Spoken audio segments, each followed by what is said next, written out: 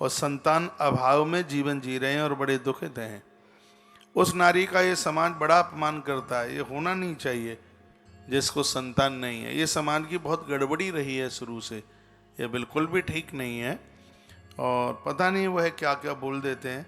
मैं कहूँगा किसी को 1 दर्जन बच्चे हो जाएं, सब शराबी हों, जुआरी हों, लंपट हों, कामी हों, तो क्या उनके माता पिता को आप पुत्रवान कह सकते हैं? कभी भी नहीं। वाणी को ऐसी वाणी बोलिए मन का आपा खोए, औरन को शीतल करे आप शीतल होए। शब्द तो ऐसे होने चाहिए जो शब्द सबका आदर करने वाले हों, सबका मान करने वाले हों, ऐसे शब्द हों। आइए मैं कुछ महात्म्य आपको सुना दूं। नारायणम नमस्कृत्य नरम चैव नरोत्तमम देवीं सरस्वतीं व्यासम ततो जयमुदीरयेत्। जब भी आप ग्रंथ तो रोज पढ़ते ही होंगे, जब भी कोई किताब आप खोलें तो ग्रंथ को खोलने का ये मंत्र समझ लें। आपको पढ़ते हुए नींद नहीं आएगी, आपकी समझ में आ जाएगा। ये ऐसा श्लोक है, 18 पुराणों में हर पुराण में इस श्लोक को लिया गया है। इसमें भगवान नारायण को प्रणाम है, इसमें माँ दुर्गा को प्रणाम है, भगवान वेदव्यास को प्रणाम है, माता सरस्वती को प्रणाम है। और इनको प्रणाम करके ही जब हम पुराण खोलते हैं, उसको पढ़ते हैं, समझते हैं, तो वह बिल्कुल समझ में आ ही जाता है। तो यह वंदन प्रणाम किया गया। जयत परा सरसनु सत्यवती हृदय नंदनो व्यास यस्मास कमल आलतम वांग्मयामृतम जगतः पिबती। हम सत्यवती नंदन भगवान वेदव्यास को वंदन प्रणाम करते हैं। उन्हीं की ही कलम का ये प्रभाव है कि 18 पुराण उपपुराण ये सकल जगत के लोग हैं, इस अमृत रस को पी रहे हैं। आप अपने गुरुओं को मानते हैं, बहुत अच्छी बात है। जितना आप महापुरुषों को, गुरुजनों को मानते हो, आपके हृदय में उतनी ही श्रद्धा भगवान वेदव्यास के प्रति होनी चाहिए। देखो फिर ये पुराण कैसे समझ में नहीं आता है। यदि वक्ता भगवान वेदव्यास को नहीं मानेगा तो ग्रंथ उसके हृदय में कभी उतर करके आ ही नहीं सकते। भगवान वेदव्यास का आवाहन करने से जीवन का विस्तार होता है। वेद का अर्थ ही है वेद व्यास, व्यास का अर्थ होता है विस्तार। आप इनका आवाहन करके देखें, इनका वंदन करके देखें, इनका पूजन करके देखें, आपकी बुद्धि का विस्तार होगा, आपके परिवार का विस्तार होगा और आपके सम्मान का विस्तार होगा, आपके खानदान का विस्तार होगा। यह भगवान वेदव्यास जी की बहुत बड़ी महिमा है। 12 भागवत में जिन लोगों का नाम आया है, प्रहलाद जी का नाम 12 भागवत में आया, वली राजा का नाम 12 भागवत में आया, तो भगवान वेदव्यास जी का नाम भी 12 भागवत यानी 12 भक्तों में, वो खुद तो भगवान है ही, 12 भागवत में उनका नाम आया है। श्रीधाम वृंदावन की पवित्र व्यासपीठ से कार्तिक मास में आज गोपाल अष्टमी को हम वंदन करते हैं, प्रणाम करते हैं। मैं कथा में आगे चलूं, 2 मिनट हमें गौ माता की वह पंक्तियां आज गोपाष्टमी है वो गानी है, जिसमें हमने भगवान को उनके माई बाप की सौगंध खिला दी। कहा हे प्रभु, तुम्हें अपने नंद बाबा की सौगंध है, यदि आप गौ माता की रक्षा के लिए इन कट्टी घरों को बंद न कर दें तो। हमारा मन नहीं माना, हमने तो कसम खिला दी है उन्हें।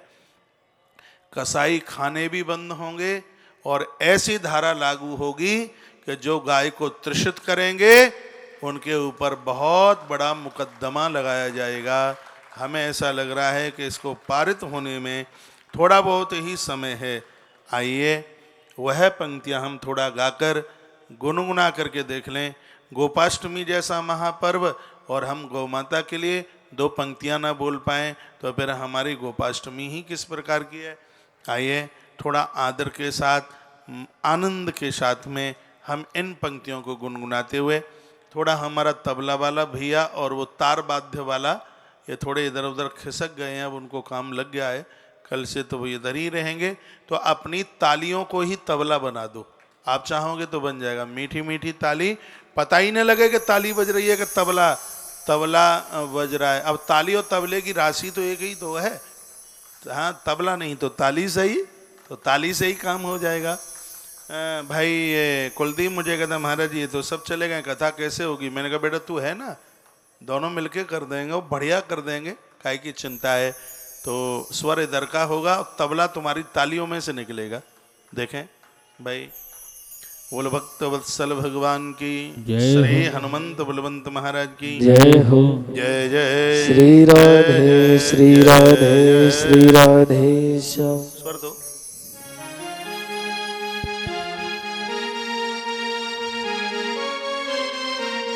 दोनों हाथ ऐसे करें।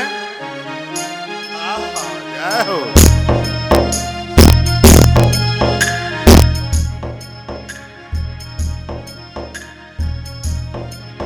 आप ये बताओ, ये प्रोजेक्टर लगाया आपके यहां से दिखाई दे रहा है?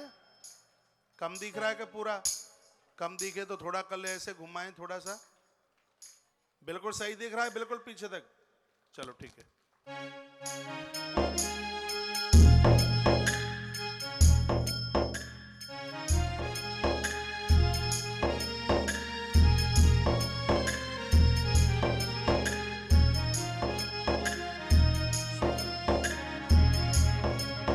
इस पापी युग में गौ माता का कोई कोई रखवाला, हे गोविंदा गोपाला, हे गोविंदा गोपाला। इस पापी युग में गौ माता का कोई कोई रखवाला, हे गोविंदा गोपाला, हे गोविंदा गोपाला, हे गोविंदा गोपाला, हे गोविंदा गोपाला। जो सबको दूध पिलाती है उसका ही खून बहाया, उसका ही खून बहाया। धिक्कार है उसको जिसने माँ का मांस नोच कर खाया, मांस नोच कर खाया। जो सबको जीवन देती है उसका ही वध कर डाला, हे गोविंदा गोपाला, हे गोविंदा गोपाला। इस पापी युग में गौ माता का कोई कोई रखवाला, हे गोविंदा गोपाला, हे गोविंदा गोपाला। अब गली गली में घूम रहे हैं गंगा के हत्यारे, गौ माता के हत्यारे। हे कान्हा कान लगा कर सुन लो, माता तुझे पुकारे, माता तुझे पुकारे। है तेरे बिना अब कौन भला अब मेरी सुनने वाला, हे गोविंदा गोपाला, हे गोविंदा गोपाला। इस पापी युग में गौ माता का कोई कोई रखवाला, हे गोविंदा गोपाला, हे गोविंदा गोपाला। है नंद बाबा की आन तुझे सौगंध यशोदा माँ की, सौगंध यशोदा परित्राण करो गौधन का और फिर बजो मनोहर झांकी, सजो मनोहर झांकी। गौ हत्यारों का दमन करो और दे दो देश निकाला, हे गोविंदा गोपाला, हे गोविंदा गोपाला। इस पापी युग में गौ माता का कोई कोई रखवाला, हे गोविंदा गोपाला, हे गोविंदा गोपाला। श्री गीता जी में वचन दिया है उसको आज निभाओ, उसको आज निभाओ। बंसी छोड़ो रास भी छोड़ो, हाथ में चक्र उठाओ, हाथ में चक्र उठाओ। वरना न रहेगा कोई प्रभु को तुझको भजने वाला, हे गोविंदा गोपाला, हे गोविंदा गोपाला। इस पापी युग में गौ माता का कोई कोई रखवाला। हे गोविंदा गोपाला, हे गोविंदा गोपाला। इस पापी युग में गौ माता का कोई कोई रखवाला। हे गोविंदा गोपाला, हे गोविंदा गोपाला। इस पापी युग में गौ माता का कोई कोई रखवाला। हे गोविंदा गोपाला, हे गोविंदा गोपाला। इस पापी युग में गौ माता का कोई कोई रखवाला। हे गोविंदा गोपाला, हे गोविंदा गोपाला। हे गोविंद ना गोपाला, हे गोविंदा गोपाला। इस पापी युग में गौ माता का कोई कोई रखवाला। हे गोविंदा गोपाला, हे गोविंदा गोपाला। हे गोविंदा गोपाला, हे गोविंदा गोपाला। हे गोविंदा गोपाला, हे गोविंदा गोपाला। इस पापी युग में गौ माता का कोई कोई रखवाला। हे गोविंदा गोपाला, हे गोविंदा गोपाला। हे गोविंदा गोपाला, हे गोविंदा गोपाला। इस पापी युग में गौ माता का कोई कोई रखवाला। गोविंदा गोपाला, गोविंदा गोपाला। बोलिए भक्त वत्सल भगवान की जय हो, श्री हनुमंत बलवंत महाराज की जय हो, परम कल्याणी गया मैया की जय हो। नमः पार्वती पते हर हर महादेव। जय जय श्री राम, श्री राधे, श्री राधे श्याम। आइए इस कथा को आरंभ करने से पहले हम भगवान वेद व्यास को गुरु रूप में वंदन प्रणाम करते हैं। उनकी कृपा के बिना ये कथा प्रभावी नहीं होगी हमारे लिए। अखंड मंडलाकारं व्याप्तं येन चराचरं तत्पदं दर्शितं येन तस्मै श्री गुरवे नमः। गुरुर्ब्रह्मा गुरुर्विष्णु गुरुर्देवो महेश्वरा, ये श्लोक हरिवंश पुराण के ही हैं। अखंड मंडलाकारं व्याप्तम येन चराचरम, माइक खोलो। अखंड मंडलाकारं व्याप्तम येन चराचरम तत्पदम दर्शितम येन तस्मै श्री गुरुवे नमः। ये भी हरिवंश पुराण का ही श्लोक है जिसमें वर्णन किया गया है संपूर्ण सृष्टि में जिनकी व्यापकता। अखंड मंडलाकारम, संपूर्ण अखंड, संपूर्ण जो खंडित होने वाला नहीं है, अखिल यानी संपूर्ण सृष्टि में जिसकी व्यापकता है, जिसका अनुभव 7 समुद्र पार भी किया जा सकता है, ऐसे उस गुरुदेव के चरणों में वंदन करते हुए तत्पदम दर्शितम येन, जिनके चरणों के दर्शन मात्र से संपूर्ण प्रकार की आपदा समाप्त हो जाती है, परेशानी समाप्त हो जाती है। गुरुजनों के चरण इतने प्रभावशाली हैं। मैं 15 ही मिनट आपकी लूँगा। 15 मिनट यदि आप और बैठे रहें इस कथा में तो और ज़्यादा आनंद हो जाएगा, और ज़्यादा बढ़िया हो जाएगा, बहुत ही बढ़िया हो जाएगा। ये 15 मिनट में मैं आपको यह बताने वाला हूँ नारी के अंदर वो 5 दोष कौन कौन से चल के आ जाते हैं जिसका निपटारा हरिवंश पुराण कर देता है। ये सुनना आप सबके लिए बहुत ज़्यादा जरूरी है। ये 5 दोष बड़े खतरनाक हैं, बड़े अपराध की स्थिति में पहुंचा देते हैं, लेकिन हरिवंश पुराण की एक कथा 5 दोषों को भी समाप्त कर देती है। तो वो कथा आपके बीच में मैं प्रमाणित बात रखकर और उसके बाद फिर मैं आरती करा दूंगा। इस कथा का सही टाइमिंग से है वह रोजाना आप 11 बजे से सुनेंगे। कुछ दिनों के बाद फिर शाम की भी कथा है, वो 4 बजे से 7 बजे तक है, 3 घंटे की। उसमें श्रीमद् भागवत जी का आप 11वां स्कंद आप सुनेंगे। तो ये सुबह वाली कथा ठीक 11 बजे, और 11 बजे तक तो आप सब फ्री हो ही जाते हैं। टीवी पर तो कथा 9:30 चालू हो जाती है, प्रसारण उसका चलता है, 11 बजे लाइव कथा शुरू हो जाती है। तो 11 बजे वाली कथा हम लास्ट 2 बजे तक आरती करा देंगे। आरती की अंतिम कड़ी 2 ही बजे होगी, क्योंकि फिर दूसरी कथा हाल ही है ना 2 घंटे बाद। तो उसमें आप 11वां स्कंद आप सुनेंगे। एकादश स्कंद भागवत जी का बड़ा अद्भुत है, और लगभग 7 बजे तो रोज कथा छूटेगी ही, पूरा दिन कथाओं में ही निकल रहा है। फिर 8 बजे से भी एक आधा घंटे का धर्म यात्रा कार्यक्रम आजकल चल रहा है, वो भी संस्कार टीवी पर, जिसका लाइव टेलीकास्ट हो रहा है।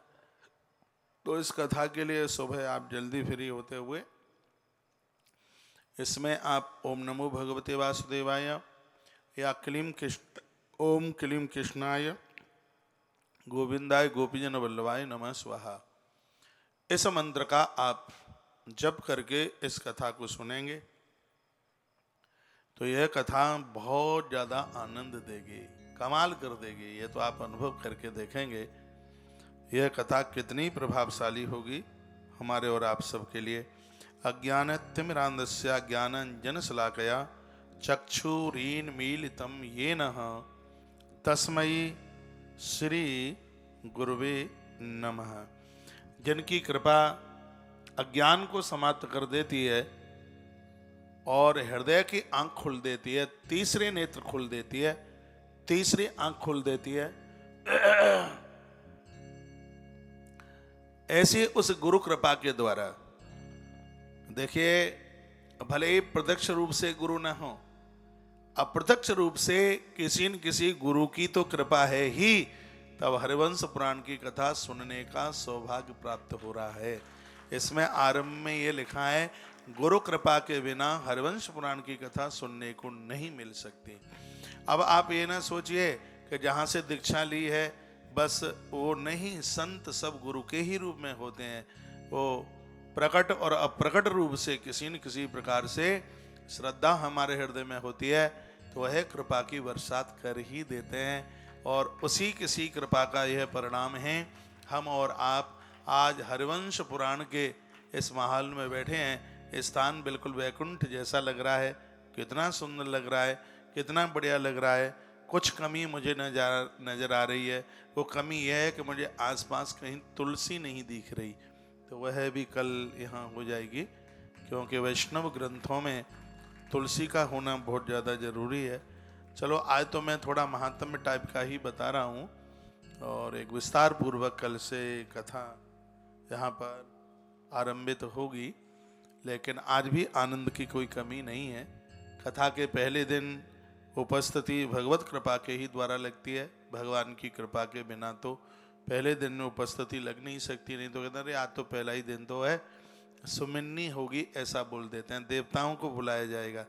लेकिन आज भी बहुत आनंद का अनुभव हो रहा है, बहुत अच्छा लग रहा है, बढ़िया लग रहा है। जन्मेजय ने प्रश्न किया है का त्वया में भगवान प्रोक्तो भारत श्रवण विधि श्रवणे हरिवंशस्य विशेषाद वद में विधिम।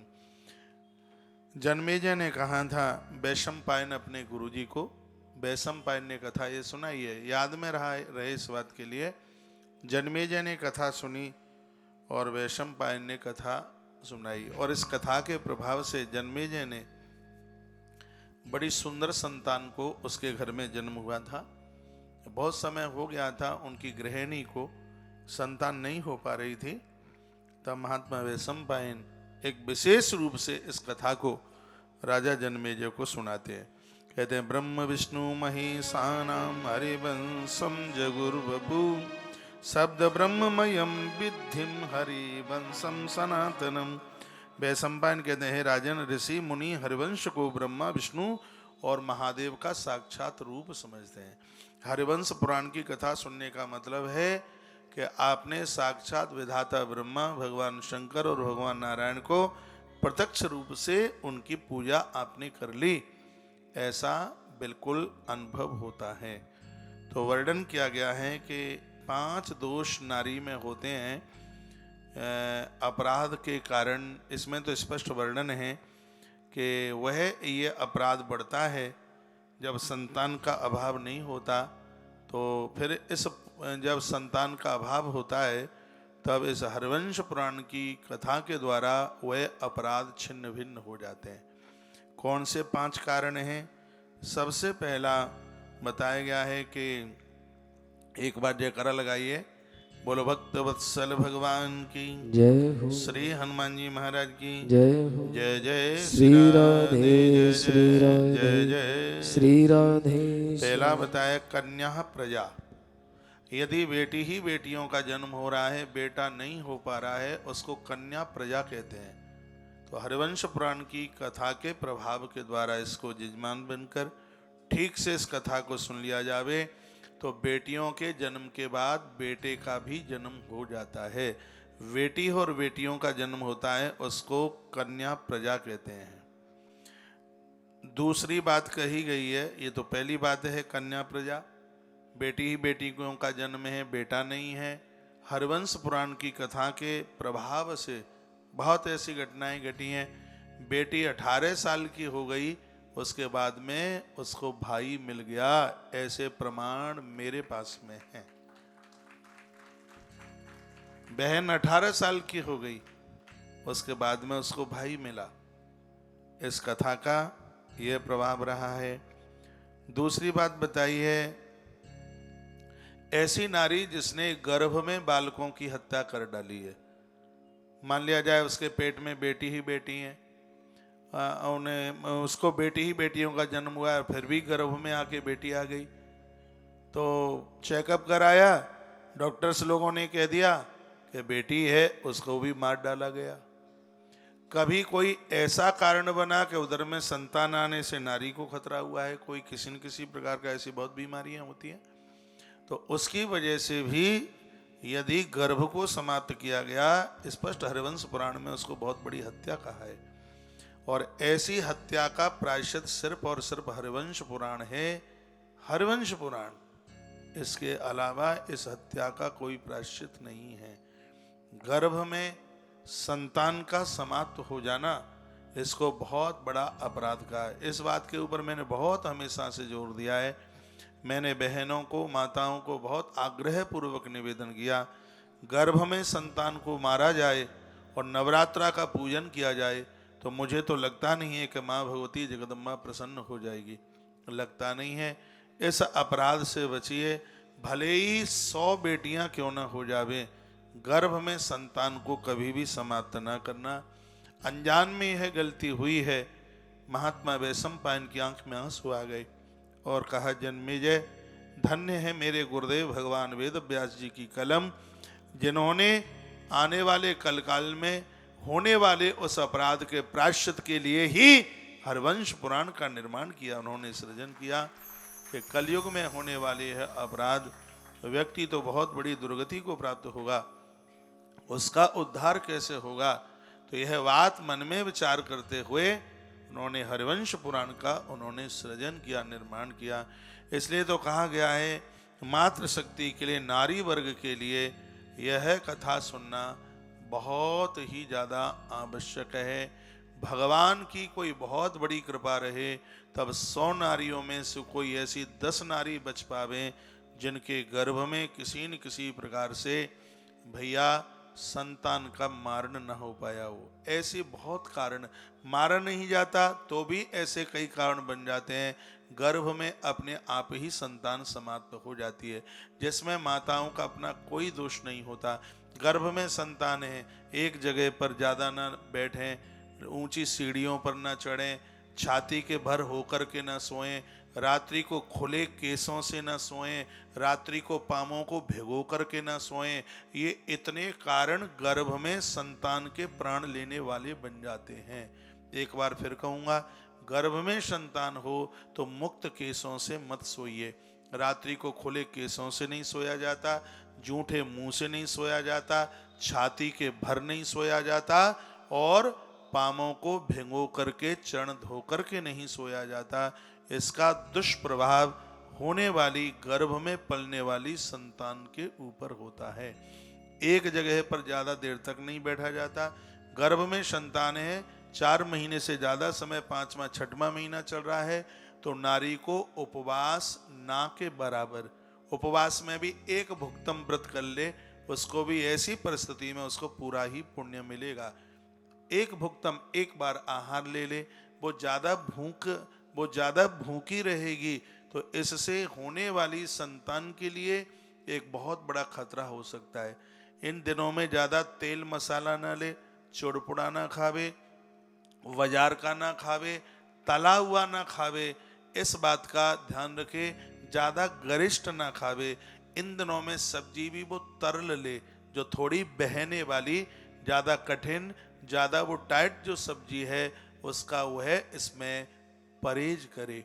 आलू, चावल, इन सब चीज़ों का, कभी कभी जन्म से बच्चों के लिए ऐसे घातक रोग, कभी बाल फैल, आजकल तो बच्चों का जन्म होता है जन्म से उन्हें डायबिटीज, ऐसी तमाम तरह की जो परिस्थितियां संतान के लिए बन जाती हैं, इसमें माता का एक बहुत बड़ा कारण, माता की एक बहुत बड़ी लापरवाही होती है।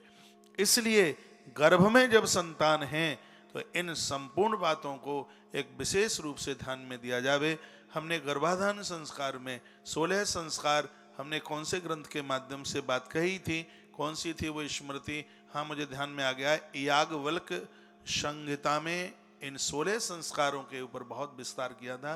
ये पिछले साल मई में कथा चली थी 2020 में, मुझे आज भी ध्यान है।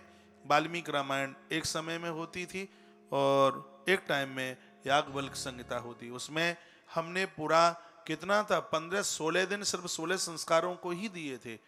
वो तुलसी तपोवन यूट्यूब चैनल पर सभी वीडियो वो पड़ी हुई हैं सुरक्षित, उनको एक बार आप जरूर सुन लीजिएगा।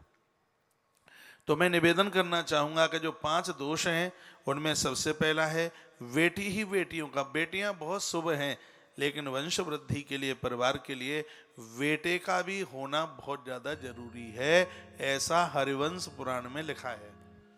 अब बेटी ही बेटियां हैं, उसको कन्या प्रजा कहते हैं। हरिवंश पुराण के द्वारा ये दोष समाप्त हो जाता है।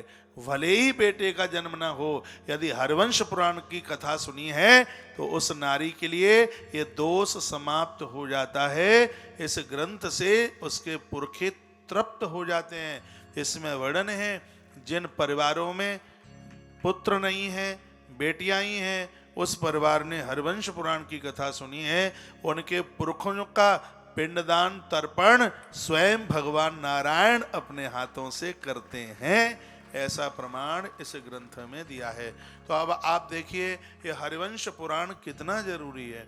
अब आज तो कथा का पहला दिन है, कल से आप सुनेंगे, इतने लोग इस कथा को सुनेंगे और मुझे लगता है कि कथा बिल्कुल भी छोड़ने के लायक नहीं है, एक शब्द भी इसका छोड़ने के लायक नहीं है। आप टाइम से, समय से नीचे बैठ सकते हैं तो नीचे बैठ के, ऊपर बैठ पाएंगे तो ऊपर बैठ करके, जो आप वृंदावन के किसी भी कोने में आप रुके हैं, इस कथा को आप अवश्य में सुनिए, इस कथा को छोड़िए मत। इस कथा को ऐसी जगह पर मैं विराम दे रहा हूँ कि आपको राजी से नहीं तो गैर राजी से 11 बजे कथा से जुड़ना ही पड़ेगा। ऐसे समय पर मैंने कथा छोड़ी है। 5 दोषों में से सिर्फ मैंने 2 का ही वर्णन आपके बीच में किया है। एक है कन्या प्रजा और दूसरा है बाल हत्या। इसके अलावा और 3 और हैं जिनको विस्तार पूर्वक कल आप सुनेंगे। इन 5 दोषों को समाप्त करने वाला कोई बहुत बड़ी गर्जना करने वाला ग्रंथ है, उसका नाम है हरिवंश महापुराण।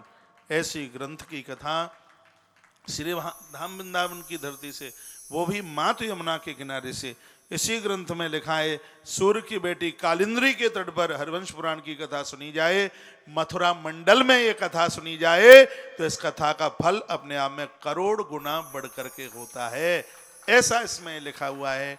इसलिए सौभाग्य हमें तीसरी बार प्राप्त हुआ है।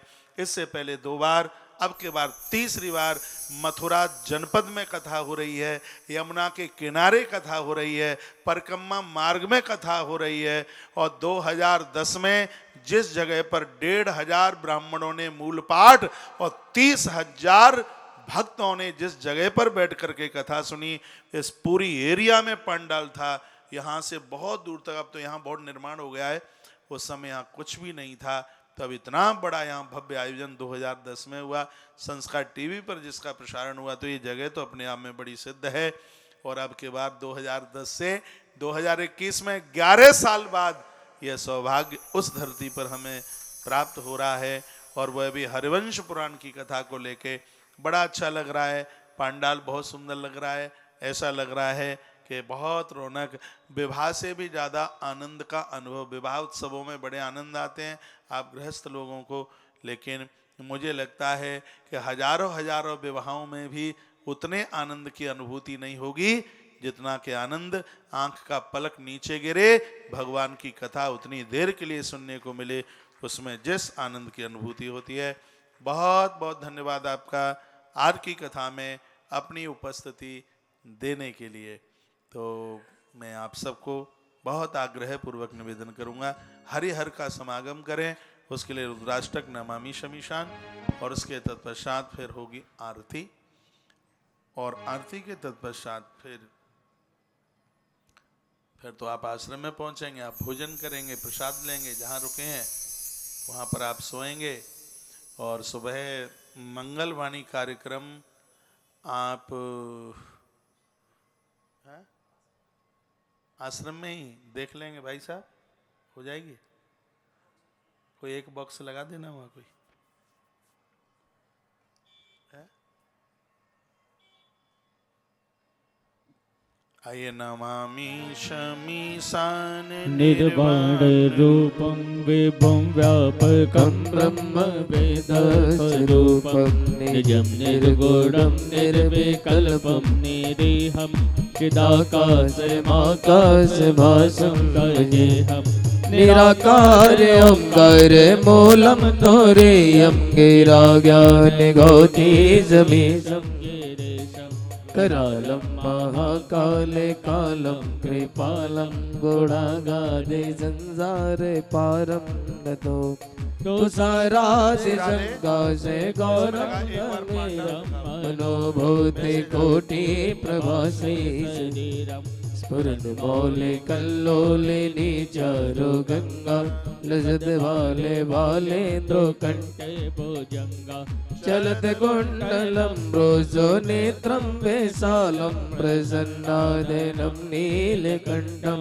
दयालुं मृगाधीश चर्माम्बरं पुण्यमालं प्रियं शङ्करं सर्वनाथं भजामि प्रचण्डं प्रकृष्टं प्रकल्पं परेशं अखण्डम् अजं भानुकोटिप्रकाशम् त्रयशूल निर्मूलनं शूलपाणि भजेऽहं भवानी पतिं पुण्यं कलातीत कल्याण कल्पान्तकारी सदा सच्चिदानन्ददाता पुरारी चिदानन्द सन्दोह मोह पहारी प्रसीद प्रसीद प्रभु मन्मथारी नयावतुमानाद पादार पेदं भजन्ति है लोके परिवार न तावसुखं शान्ति सन्तापनाशं प्रसीद प्रभु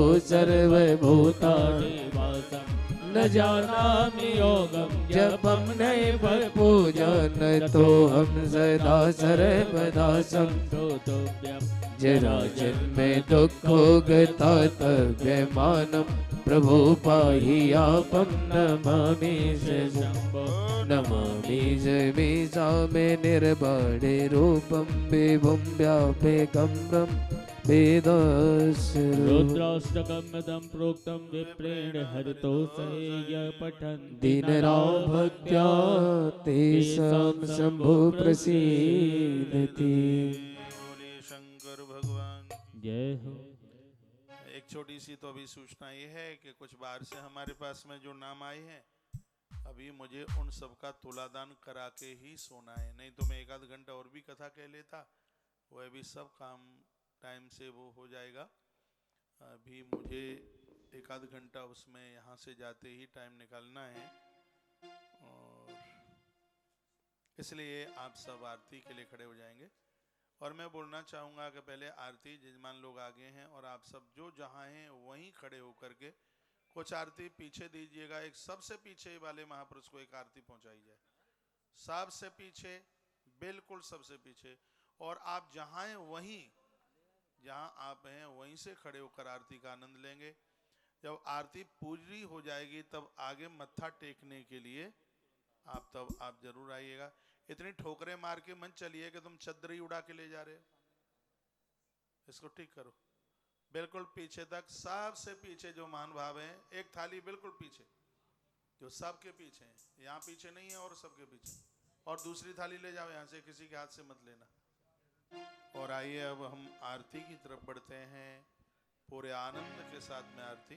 ओम हरि ओम चंद्रमा मनसो जातगिजो सूर्यो अजायत श्रोत्रादोय च प्राणश्च मुखादग्निरजायत। 1 मिनट, पीछे तक पहुंच गई है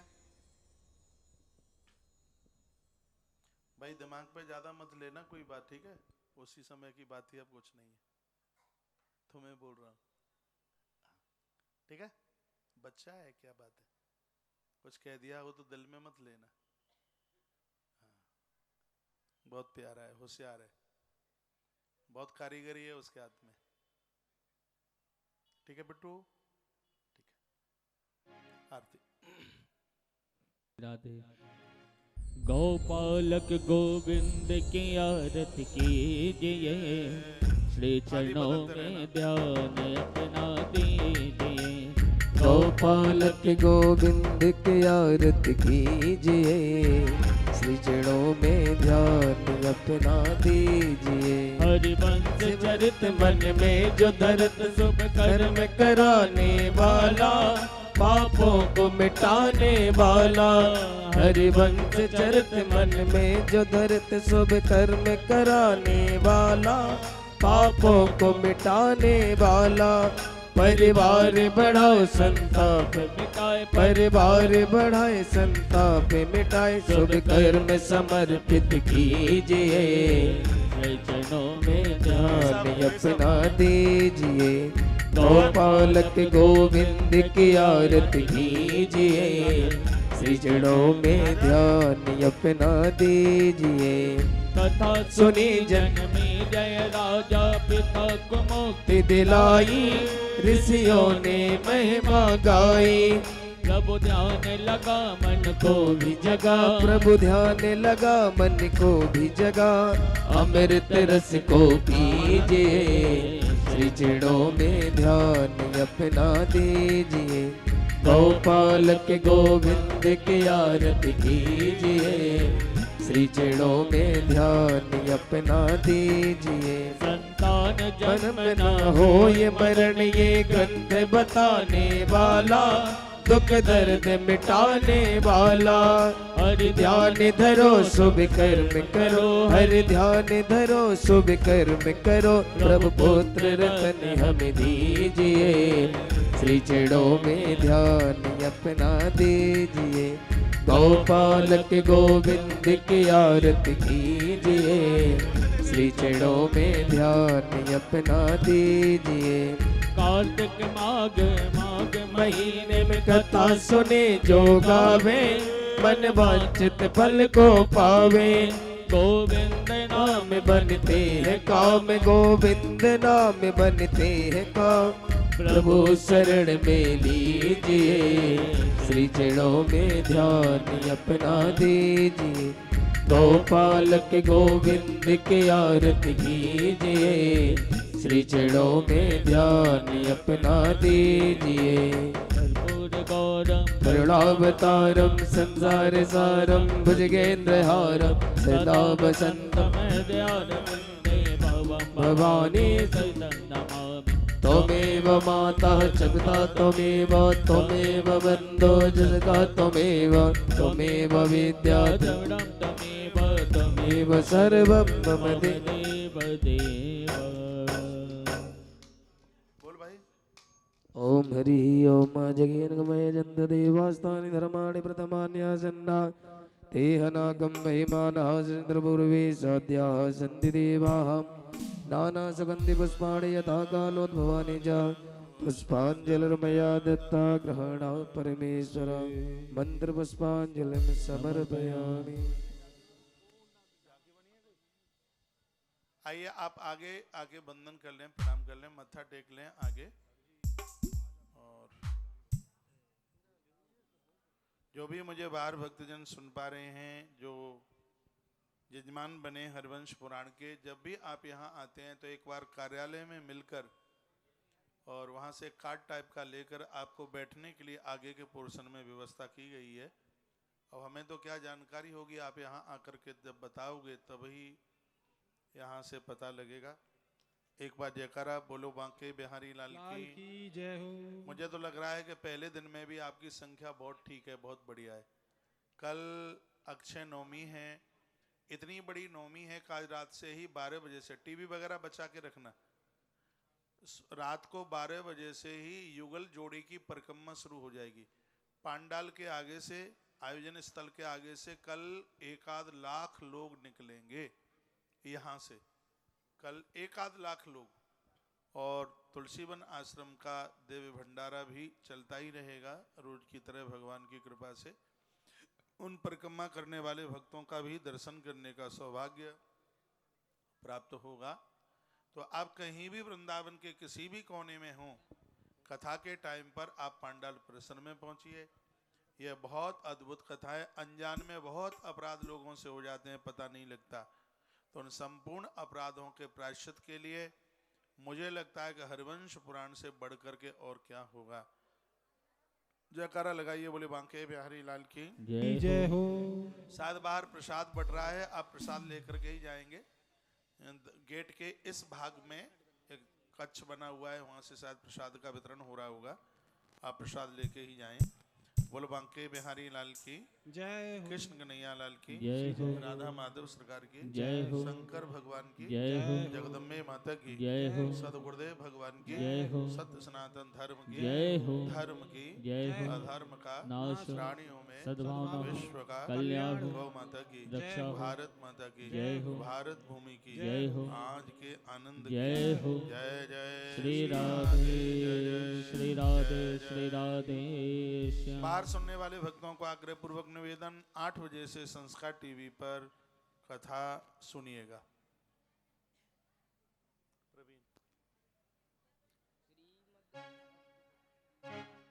वीडियो चला दो, बढ़िया डीबी शर्मा जी का चला दो,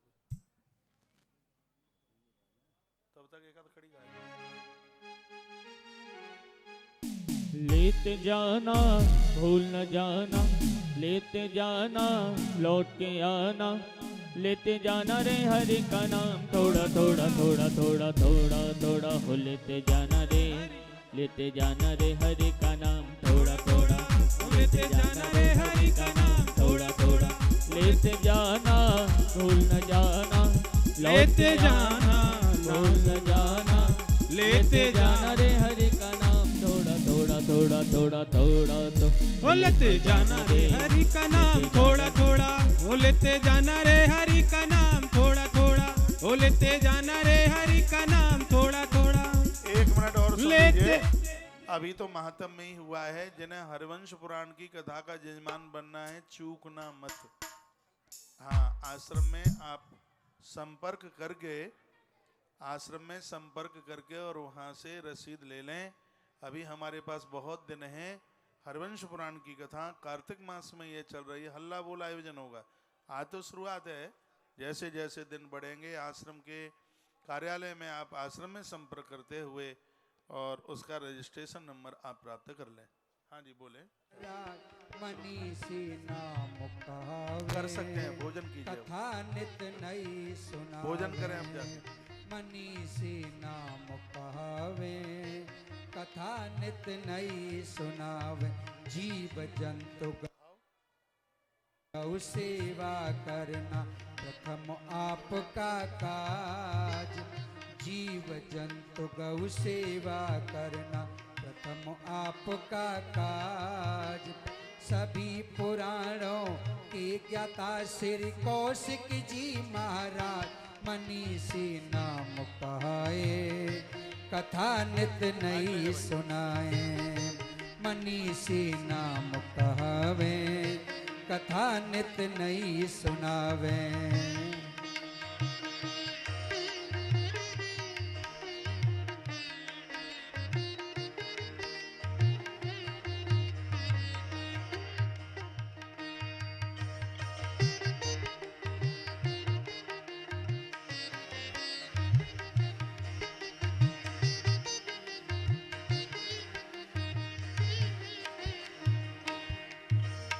तुलसी वन में रहकर कर रहे ज्ञान की बरसा, तुलसी वन में रहकर कर रहे ज्ञान की बरसा।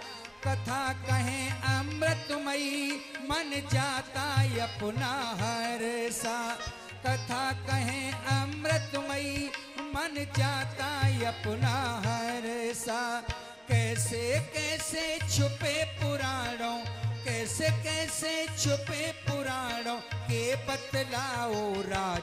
काम हम सबकी आए, कथा नित नई सुनाए।